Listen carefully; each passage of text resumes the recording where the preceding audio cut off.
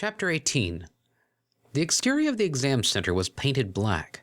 All the windows were covered on the inside by heavy blood-red curtains, preventing the milling crowd of students outside from seeing what horrors awaited them.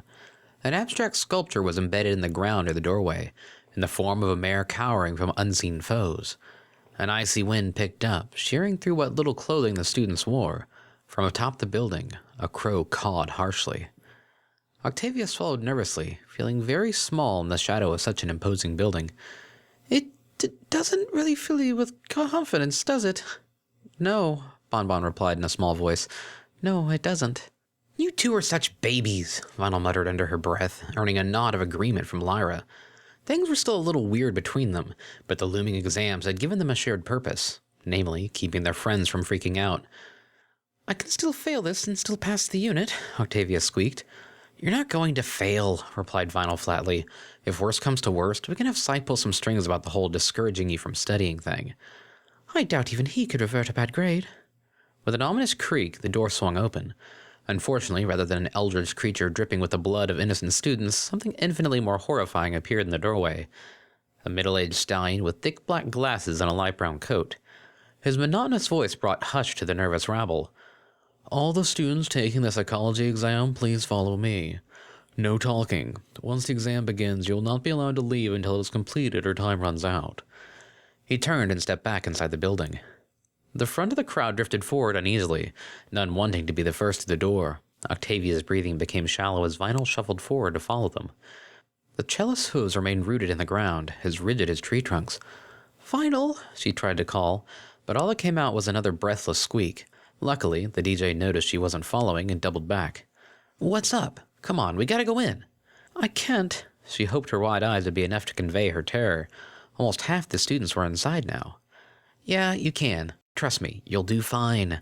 Vinyl tried to summon a cocky grin, but seeing how worried her filly friend was made it difficult to smile. Octavia grimaced. I don't feel well. And she didn't. Her stomach churned and twisted, making her nauseous.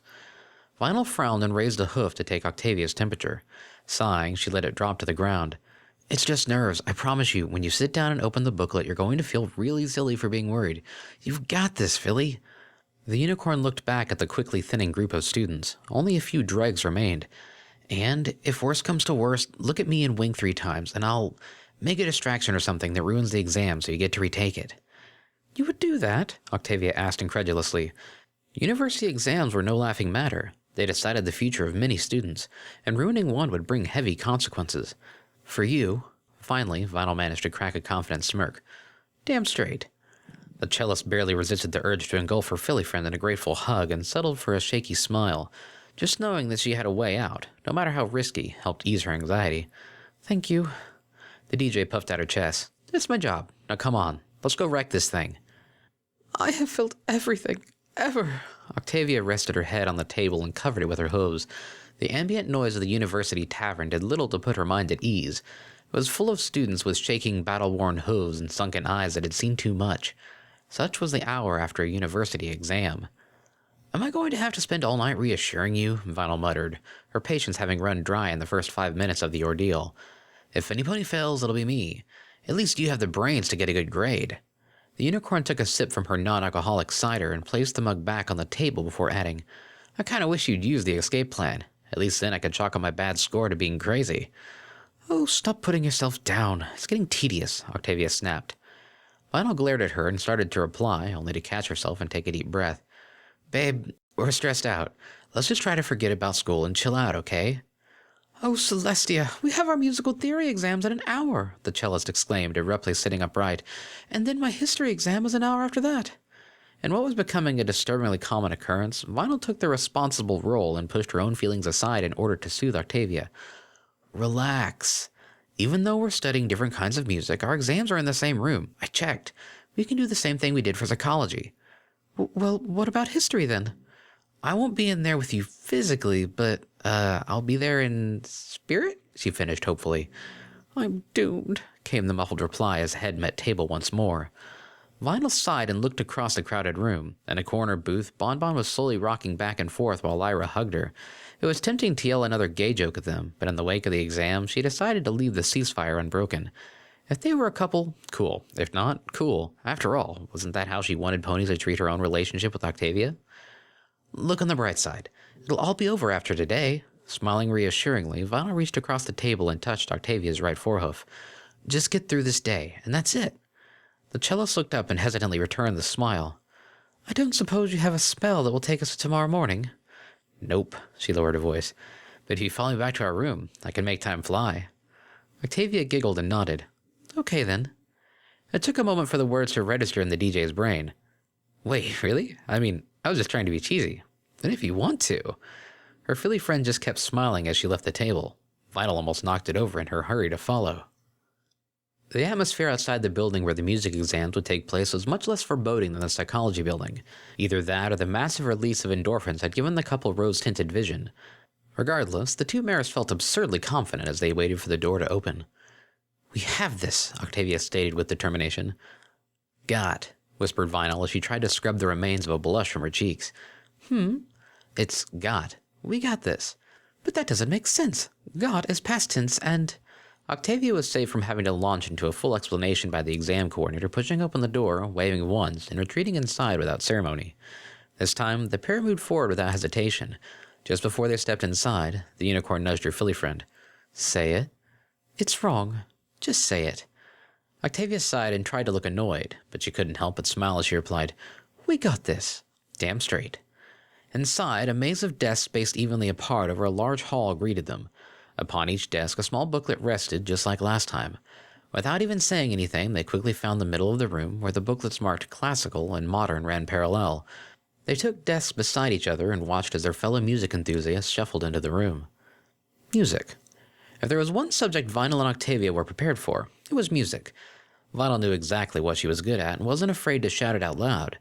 The much more modest Octavia was also not aware of her own talent. It was undeniable after so many years and classes, but she would always hesitate before declaring herself the best, a trait her Philly friend did not share. Being aware of their skill did little to diffuse the tension. If ever there was a way to truly determine if their confidence in themselves and each other was well placed, it was with this exam. Vinyl closed her eyes and cast her mind back to her final gig before the semester started. The lights flashing and strobing in time with her beat, the dancers throwing themselves around the floor in reckless, ecstatic abandon, and her mixing table, with all the switches in their perfect positions and the power of the world beneath her hooves. That was talent. Nothing her exam results said could ever convince her otherwise. She was the best damn DJ in the entire world. Octavia, too, shut her eyes and sought reassurance from distant memories.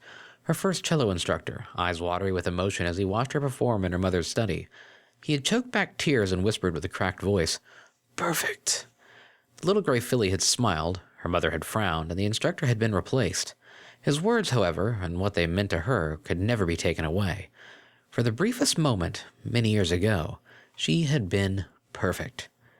Backed by the confidence their recollections gave them, the couple reached forward and opened their booklets as the timer began. Octavia was the first to realize, but Vinyl followed only moments after. I know this! The question seemed ludicrous, their answers obvious. Vinyl almost started giggling when she finished the first 2 pages in less than 15 minutes. This was nothing. The psychology exam had been tough but fair, and she had expected the same here. For the first time in her life, she was annihilating an exam. The unicorn looked around cheerfully to see if other ponies were having as much fun. Sweaty brows and nervous swallowing greeted her. One mare looked to be on the verge of tears as she skimmed through the later pages, clearly realizing she was out of her depth. Vinyl just couldn't bring herself to feel sorry for the others. She was just too happy.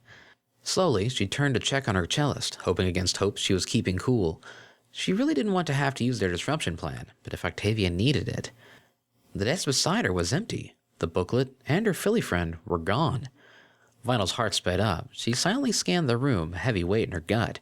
If Octavia had run out of the room because she couldn't handle her exam, Vinyl would need to go after her. But how did she get to the door without making any noise? Her thoughts faltered as she spotted a gray flank near the front of the room beside the exam coordinator. Was she trying to talk her way out of doing the exam? Begging for more time to study? Vinyl felt like a failure. No matter how easy the questions were, she hadn't made Octavia feel confident at all. She was supposed to look out for her filly friend and help her get through stuff like this. Just as her smile began to slip away, a surprised voice echoed from the coordinator's direction. Already? A quieter, more eloquent voice replied, I'm as surprised as you are. The DJ's fading smile reignited into a full-blown grin. Octavia wasn't running away. She was handing in the exam. Internally, Vinyl whooped with joy. That's my filly. Pride welled up in her chest, tempered by a little bit of shame that she had questioned Octavia's willpower at all. Of course the cellist was fine. There never should have been any doubt. Well, Vinyl wouldn't make that mistake again. In an odd reversal of her high school test, she gleefully turned back to the booklet. The next few pages were no more challenging than the first. Even the long answer questions were easy. She could write books about this stuff. A single paragraph was no problem. Only another 10 minutes passed before she trotted out of the exam center with a huge grin and a beat to her step. Octavia was waiting for her as expected, and the two almost ran to embrace. They bounced around in a circle on their back hooves, each holding the other upright. "You were right," the cellist yelled with a gleeful lack of composure. "It was so simple. I knew you'd be fine, but damn, you were out of there in the first half an hour. You must have wrecked that test." Lina was grinning so hard her cheeks ached, but she didn't care. They stopped bouncing and held each other close, both still on their hind legs in a very tall hug. "Thank you, Vinyl," Octavia whispered. "I honestly don't think I could have made it through the day without you." Chuckling softly, the DJ kissed her filly friend's cheek. "Consider it payback for the thing you did before we came down here." She almost choked on her words. The memory brought back a lot of emotions that made it difficult to speak. Twin pools of dark red appeared on Octavia's ashen cheeks, yet she held Vinyl's gaze steadily. "Well, I shall have to do it more often then." Vinyl swallowed. I think we should go eat." "Oh?" The cellist smiled coquettishly. Food. Damn, now she was the one blushing. "I'd love to, but I still have my history exam in a couple of hours." "Oh, right, I forgot about that." Vinyl pawed at the ground awkwardly. "Do you still want me to wait outside for you?" "Only if you want to." She was feeling a lot more confident now, but the extra support couldn't hurt. A grin suddenly split the unicorn's lips. "Yeah, I do." "You know," a familiar voice piped up from nearby, "for a secret couple, you two are being pretty obvious." The couple realized they were still standing on their hind legs hugging and quickly dropped down to all fours. Ignoring the comment, Octavia smiled brightly. "Hello, Bonbon. How did you find the psychology exam?"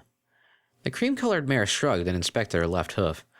"It wasn't too brutal, though if you could hear Lyra earlier, you might think you were being assaulted." Vinyl chuckled. "Well, you know how students get. Some ponies really freak out before exams. Crazy, right?" She could feel Octavia's unamused eyes on her. "Worth it." Bonbon nodded in unaware agreement. "It's silly, really. I was nervous, but it wasn't debilitating or anything." She jerked as the thought hit her. "Oh, I came over here to wish you luck in your music theory exams. Are they starting soon?" Still half scowling at Vinyl, Octavia raised her head proudly. "We've just finished, actually." "Really? That was quick." "We're very good," Octavia smirked. Vinyl's eyes widened. Since when does she boast? Not wanting to leave her cellist hanging, she added, "The best, actually." The candy-marked mare barked a laugh. "You sound like Lyra. She's always going on about how she could wipe the floor with most music students, even though she's not even studying it." Octavia cocked her head curiously. "I was wondering about that. Why isn't she?" Waving a hoof dismissively, Bonbon began to move away. "Long story. Anyway, I'll see you both later. I'm meeting her back at the shop." With their short rendezvous at an end, the couple meandered through the campus to the grassy court. The trees were gray with cold, and the grass was soft and slowly dying, yet study-weary students still lay scattered around the area, sleeping, talking, or simply enjoying the rare sunlight peeking through overcast skies. Even a couple of teachers were sprawled out in the huge court. Education was exhausting on both ends, it seemed. A frizzy-maned psychologist was lying against a tree reading from a stack of gossip magazines, completely undisturbed by the giggles he elicited from passers-by. For a moment, Octavia considered going over to talk with him, but thought better of it. They wouldn't be able to say much in public anyway. Vinyl must have been thinking the same thing, because she instead led the way to a clear spot in the grass and sat down wordlessly. The cellist joined her, sitting close enough that their hind legs were just touching. Vinyl's hoof twitched, and Octavia knew without asking that her filly friend was resisting the urge to put a hoof around her. As much as he wanted to feel that comforting warmth, they had been far too obvious lately, so she didn't question Vinyl's self-control. The only sounds were the dull murmur of conversations and the trudging of hooves on grass. Octavia felt her head getting heavy, and even the thought of her impending history exam did nothing to boost her energy. The day felt as though it should have ended a few hours ago. All that stress and worry, not to mention their extracurricular activities, had left her as exhausted as a marathon runner. Surely it would not be frowned upon if she fell asleep out here next to Vinyl. Vinyl asked something, but Octavia's eyelids were drooping, and her head slowly sank sideways to lean against the warm white mare. The DJ looked down at her lover, around at the other ponies, then back. No pony was even paying any attention to them. So, completely vulnerable yet invisible, Lionel decided to let her guard down and rested her head against Octavia's. Finishing their music exam early had given them the virtue of time, a fact for which the unicorn was now infinitely grateful. Slowly, her eyes closed. The estate staff threw themselves out of her way as she marched down the hall. A passing wall-sized mirror showed only a flash of dark blue as she passed. The carpet beneath her hooves were soft and yielding, a complete contrast with the owner. Guests would feel at home when they stayed here, safe, unguarded.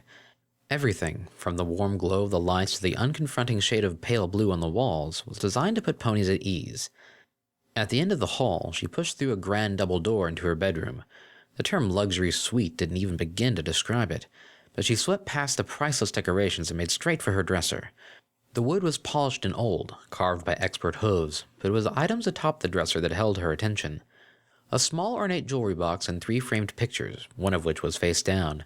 She spared a glance at the middle portrait, admiring her own sky blue coat, and a shorter glance at the one on the right, where a dull gray filly stared back at her uncomfortably.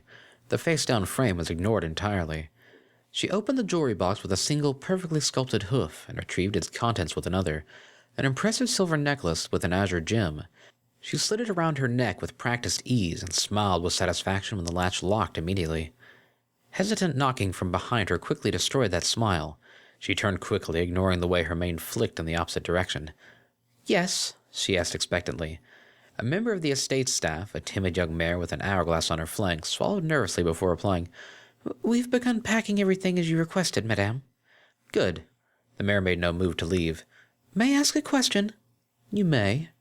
"Why are you going to Manhattan now, of all times? The cold season approaches, and from what I recall, Manhattan winters are very unpleasant. Wouldn't it be best to wait for summer to come around again?" She raised an eyebrow. "Are you suggesting I miss my daughter's 18th birthday?"